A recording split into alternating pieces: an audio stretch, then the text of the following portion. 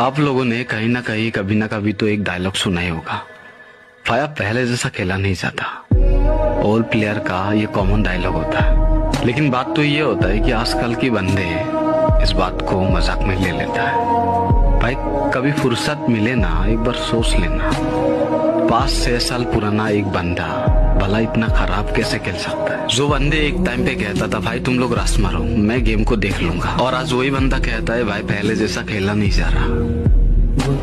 भाई बुरा तो तब लगता है ना जब कोई अपना गेमिंग स्किल खो बैठता है, और आजकल के बंदे आके बोलता है अगर दम है तो आजा कस्टम में।